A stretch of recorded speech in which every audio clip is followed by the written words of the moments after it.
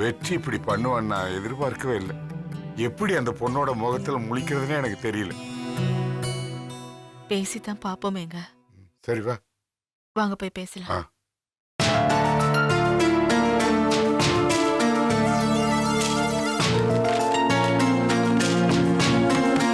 மது, நாம போய் பார்க்கலாம்னு நினைச்சோம், அவங்களே தேடி வந்துட்டாங்க. மது, கொஞ்ச நேரம் கதிர் விடுவோமே. மது, என்னம்மா? இருங்க. மது, மது, நீங்க திறக்க மாட்டீங்களா? மது, மது, கதவை திறமா. மது, மது,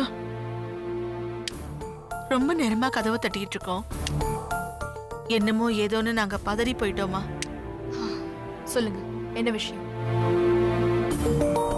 உனக்கு எப்படி ஆறுதல் சொல்றதுன்னே தெரியலம்மா. பாதுகாப்பா இருக்கும்னு தான் உன்னை நம்ம வீட்லயே தங்க சொன்னோம். மது, அவ மேல இருக்கிற கோவத்தை எங்க மேல காட்டிடாதம்மா. நான் உன்னை என் பொண்ணு மாதிரி தான் நினைக்கிறேன். பாவி பைய யாருமே இல்லாத நேரத்துல. அழாதம்மா. அவனுக்கு என்ன தண்டனை கொடுக்கணும்னு நீ சொல்லு. உன் கையாலேயே அதை நான் நிறைவேற்றுறேன். தேவையில்ல அங்கிள், இந்த விஷயத்தை எப்படி டீல் பண்ணணும்னு நானே பாத்துக்கிறேன். மனசு கல்லாக்கிக்கிட்டு தான் இந்த முடிவு எடுத்திருக்கேன். நாளைக்கு என்கொயரின்னு வந்தா நீங்க உள்ளத உள்ளபடி சொல்லிடுங்க, எனக்கு அது போதும். என்னம்மா சொல்ற? நடந்த விஷயத்த போலீஸ்ல கம்ப்ளைண்ட் பண்ணலான்னு இருக்கேன்.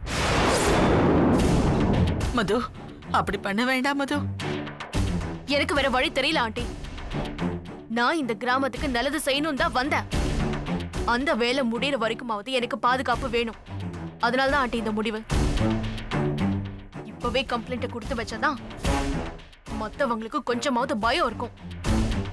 நான் சகஜமா பழகிறதுனால, மாடர்னா ட்ரெஸ் பண்றதுனால என்னை பத்தி தப்பா நினைச்சிட்டாங்க. போடுற ட்ரெஸ்ஸை வச்சு பொண்ணோட கேரக்டர் டிசைட் பண்ண முடியாது. அப்படி பண்ணா அது முட்டாள்தனம். அதையும் அவங்களுக்கு தோணல. இருக்கிற இடம், வளர்ந்த சூழ்நிலை, செய்யற வேலை, இத பொறுத்துதான் போடுற ட்ரெஸ்ஸும் இருக்கும். அதை தாண்டி எனக்கு எது வசதியா இருக்கோ அப்படிதான் நான் ட்ரெஸ் பண்ண முடியும். 8 முழ புடவையை கட்டிக்கிட்டு இடுப்பு தெரியுமா, ஜாக்கெட் தெரியுமான்னு. அப்பா,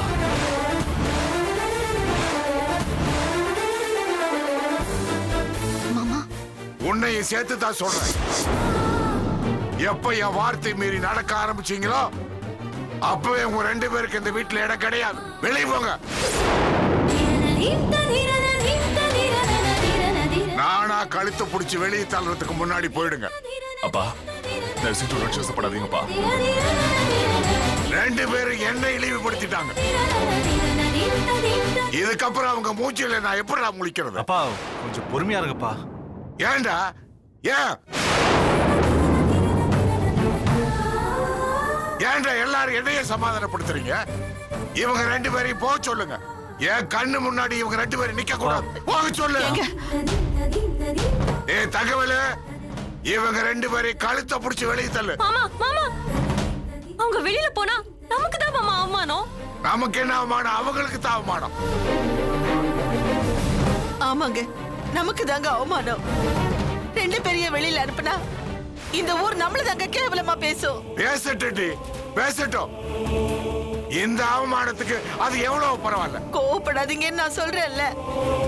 உங்களுக்கு பிடிக்கலனாலும் அவங்க இந்த வீட்லயே எங்கேயாவது ஓரமா இருந்துட்டு போட்டோம். ஆமா மாமா, கொஞ்சம் யோசிங்க மாமா. என்ன ஆளுக்கு குழப்பி தொலைக்காதீங்க.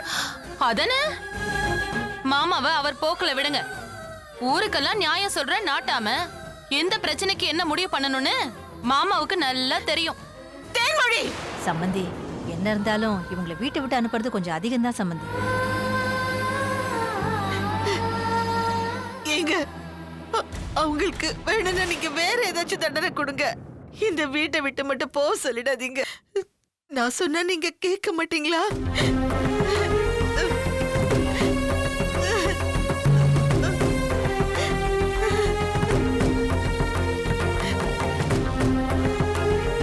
சரி, அவங்க 2 பேரும் இந்த வீட்லயே இருக்கட்டும்.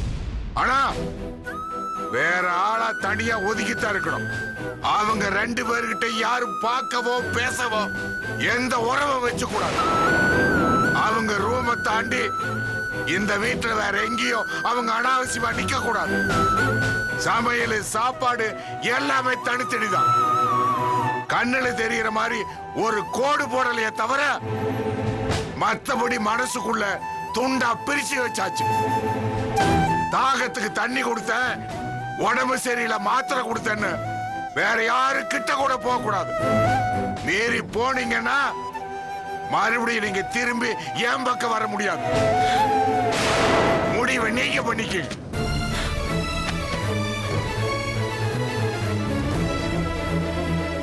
அக்கா நீங்க கவலைப்படாதீங்கக்கா, எல்லாம் சரியாயிடும்க்கா. ஏய், வாடிங்க. சொல்லிட்டு போறாரு, அறிவில்ல? இந்த நிமிஷத்துல இருந்து அவங்க யாரோ நம்ம யாரோ. அத்தை வேணாம் அத்தை. போ உள்ள, போடி உள்ள. என்னடா வேடிக்கை பாக்குறீங்களா? போங்க. மது, ஒரு ரூமுக்கு போ.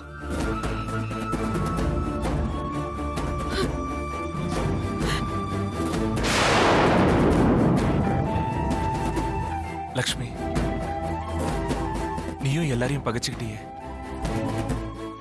இல்லைங்க, நம்ம 2 பேரையும் தானே அவங்களால ஒதுக்கி வைக்க முடியும். உங்களையும் என்னையும் பிரிக்க முடியாதுல்ல. சீக்கிரமே அவங்களுக்கு உண்மை புரியும் வெற்றி.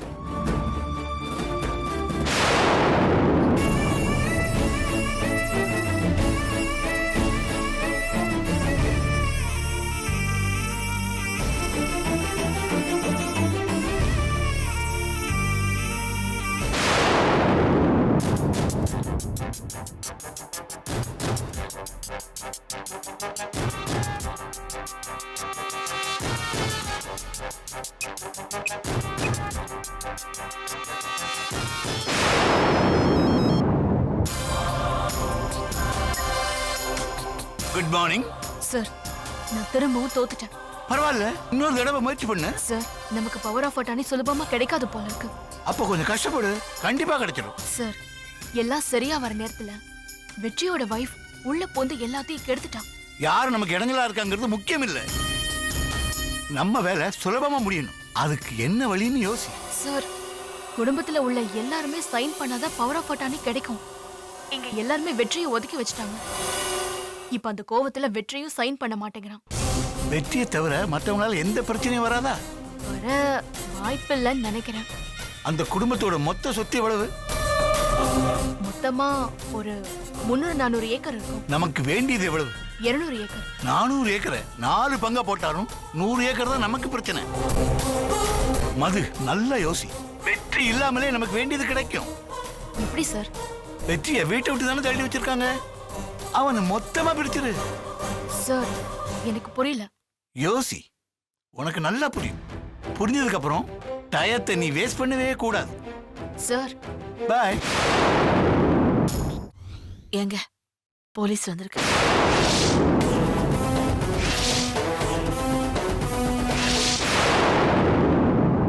இப்படியெல்லாம் வேற திட்டம் போடுறாளா? இதை எப்படியாவது லட்சுமி கிட்ட சொல்லிடணும். அவ இந்த குடும்பத்தை சுக்கல் சுக்கலா உடைக்கிறதுன்னு முடிவு பண்ணிட்டான்.